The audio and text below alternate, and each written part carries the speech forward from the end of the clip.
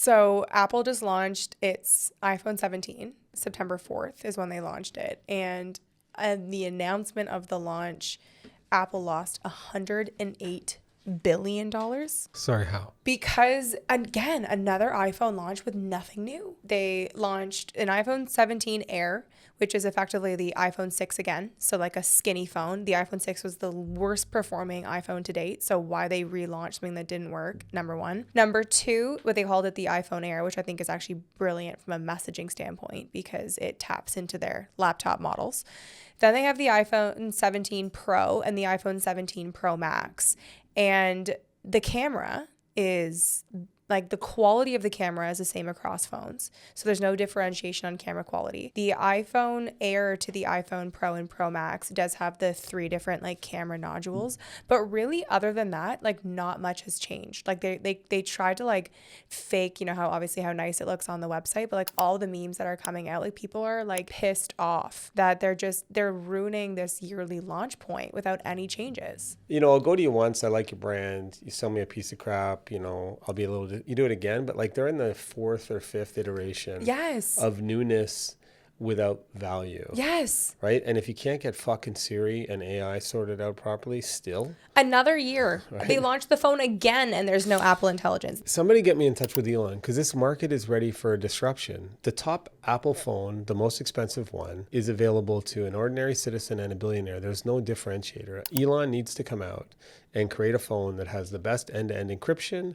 that uses satellites so it bypasses cellular networks altogether, so you don't have to pay these cellular roaming charges and all that shit. Like Elon using a Starlink and coming out with a hardcore phone that's the most secure would just kill it, and I think would disrupt the whole thing. And Apple tried to get into electric cars and failed, and now they're failing in phones. I'd love to see Elon come in and kick their butt. Well, I think that's a really interesting point because when you think about where iPhone is situated right now, is in this space of comfortable consumerism, right? Mm-hmm. To like people that are in business or are wealthy, the idea of just getting a new $2,000 phone each year isn't particularly complicated or difficult. And it's become a thing in business, especially with what you're saying, like cell phone providers, they make it so easy for you to re-sign contracts, especially when you're a huge corporate company, to like keep getting the new phone.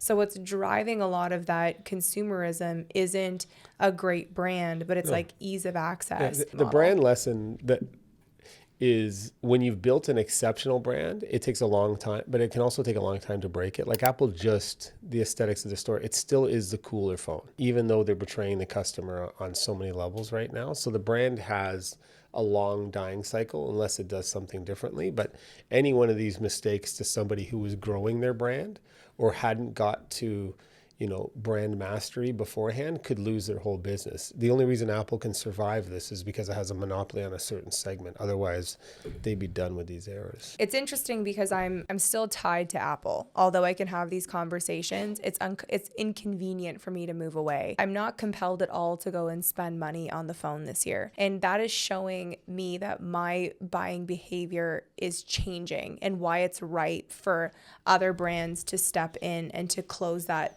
space of friction. And that's why I thought this ad that Samsung launched was finally interesting. Like I'm finally actually like open to the commercials. I'm open to another message. Oh.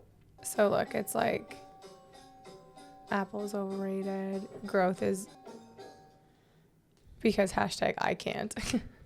There's certain things that keep you in Apple. It's those blue dots or whatever it is.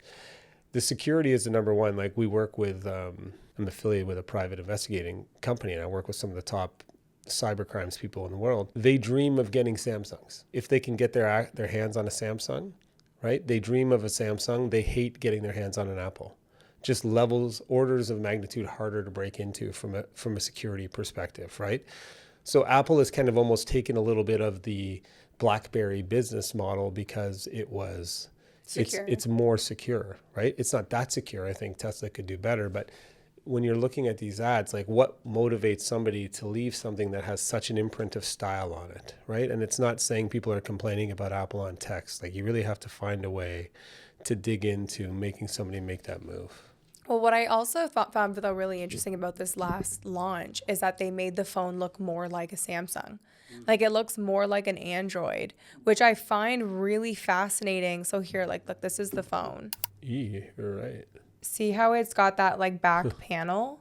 Yeah. And it like, so it's interesting that they'd move to a phone looking more like an Android than the signature like iPhone look. The thing that's just fascinating is the only thing that, so they didn't come out with the black. They did silver, orange, and blue.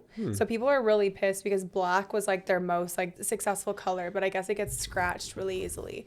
So they like, that was their reasoning for why they It's didn't. interesting because if it's a business phone, like a lot of business people go on Apple because it's secure, right? And they're trying to be stylish. Like they should. It's just they're making every decision incorrectly. But what I think is interesting about this move is I'm becoming more aware. I'm not someone that would switch from a product that's designed so well and so ingrained into my life. Like an Apple product is easy. It's an easy product. But I'm waiting for something that's better. And there's such a massive opportunity for the other brands to lean into that space of communicating and showcasing why it's better. What we don't see from Apple is what made Apple amazing under Steve Jobs is the ability to say no in order to knock it out of the park. That's how you build a brand, right? Right now it's in death throes. It's just trying to make as much money as they can, but you know, they're not kind of coming out with something that has vibe or style or that design greatness that Steve Jobs has. They're just like tweaking stuff on this thing, and that's what's so funny is they did this parody on TikTok, and it was like 17 years of the same line opening the keynote, which is like, we've never had a better, faster, more exciting phone. Mm-hmm. And it's like they're just regurgitating the same shit that made them famous in the first place. But that's why that ad from Samsung, some marketing people thought it was clever and cute, but it's not raw enough. No, it's not good enough. Like you have to say, Apple is screwing you. If you have an Apple, you are the victim of a con job. Like you are burning cash for the wrong, like they really have to double into it to make people almost embarrassed to be getting ripped off. Apple has exposed themselves, so they're vulnerable.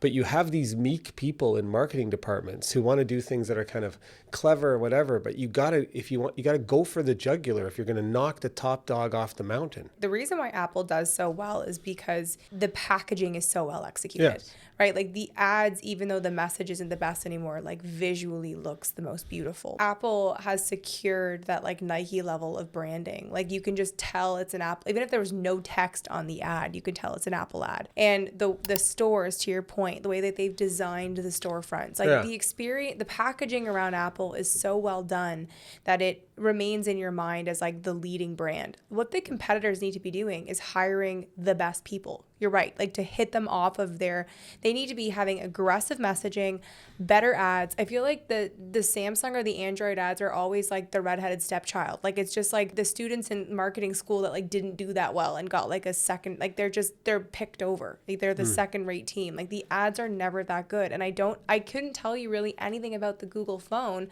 other than when we were prepping for this segment. Kat was so well versed on how much Google had compared to iPhone because she was helping us do research on it. And I couldn't tell you any of those specs. And that's these brands' fault because they're not messaging on what these other phones that they're as good or better than the Apple.